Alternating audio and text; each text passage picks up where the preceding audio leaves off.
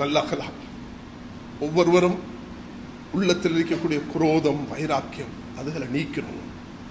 மன்னிச்சு பழகுங்க மேலான சகோதரர்களே. தண்டிக்கிறது லேசு, மன்னிக்கிறது கஷ்டம். விட்டு கொடுக்கிறது கஷ்டம், பழி வாங்குறது லேசு. ஒரு மனிதன் பழி வாங்குறது நினைச்சா அவனை பழி வாங்கி கொண்டே இருப்பான். ஆனா அவன்கிட்ட இந்த இன்தகாம், ரிவெஞ்ச் உடைய குவாலிட்டி இருக்குதே, அது அவனுக்கு தான் கேன்சர். ரிவெஞ்ச் உடைய குவாலிட்டி இருக்குதே, அது தன்னை தான் அழிக்கும், மற்றவர்களை ஒன்று செய்யாதது. நீ ஒருவேளை ஒருவனுக்கு சதி செஞ்சு எதுவும் செஞ்சு போடலாம், ஆனால் அது அந்த நேரத்துக்கு தான். ஆனா உன்னை வாழ்நாள் முழுதும் அழிக்க வச்சு கொண்டே இருக்கும் என்பதை மறந்து கொள்ளக்கூடாது. ஸல்லல்லாஹு அலைஹி வஸல்லம் அப்படி தூய்மையான அந்த பழக்கம் உள்ளவர்கள்.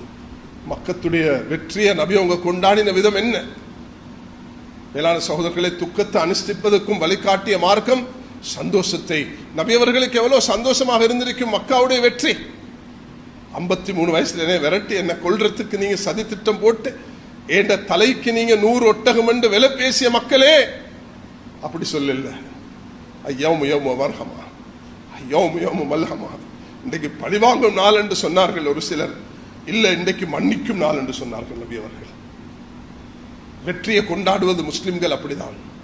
முஸ்லிம்கள் யாருடைய கஷ்டத்தை பார்த்து சந்தோஷப்படக்கூடியவர்கள் அல்ல. விரோதியுடைய கஷ்டத்திலையும் பங்கெடுக்கக்கூடியவர்கள் தான் முஸ்லிம்களை தவிர, விரோதிக்கு கஷ்டம் வரக்குள்ள பார்த்து சிரிக்கக்கூடிய தன்மை முஸ்லிமுடைய தன்மை அல்ல. ஸல்லல்லாஹு அலைஹி வஸல்லம் அவர்கள் துஆ செஞ்சிருக்கிறார்கள், யா அல்லாஹ் ஷமாத்தத்தில் ஆதா, பகைவன் என்ற கஷ்டத்தில் என்னை பார்த்து சந்தோஷப்படக்கூடாது, அதிலிருந்து நான் பாதுகாப்பு இருக்கேன்.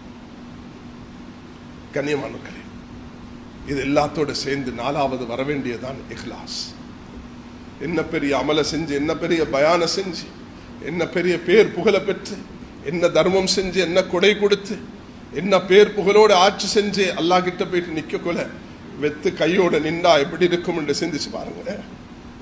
இவ்வளோ தஹஜ்ஜத், இவ்வளோ சிக்கர், இவ்வளோ உம்ரா, இவ்வளோ சதக்கா, இவ்வளோ தர்மம், இவ்வளோ பயான், இவ்வளோ குத்பா எல்லாம் செஞ்சுட்டு, ஓ மனிதா, ஓ ஆலிம், ஓ முஃப்தி, ஓ முஃபஸ்ஸிர், ஓ டாக்டர், நீ வந்து உலகத்தில் செஞ்சதெல்லாம் உலகத்தில் பெருமைக்காக உணைய வேண்டுதான். இன்றைக்கு நான் நரகத்தை ஆரம்பிக்க போகிறேன்.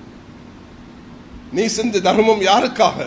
நீ புகழுக்காக, பேருக்காக, மனிதர்களுக்காக, குலத்துக்காக, கோத்திரத்துக்காக, அதுக்கு தானே செஞ்சுட்டு வந்திருக்கிறா.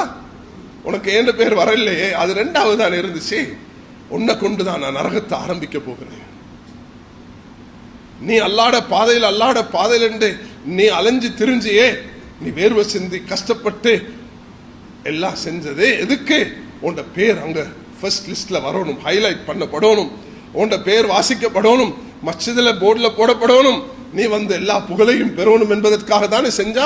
இந்த அல்லாஹ்வுடைய பாதையில உன்னைய கொண்டுதான் நரகத்தை ஆரம்பிக்க போகிறேன். இந்த ஹதீஸை அபூ ஹுரைரா ரலியல்லாஹு அன்ஹு அவர்கள் சொல்லும் பொழுது மயங்கி விழு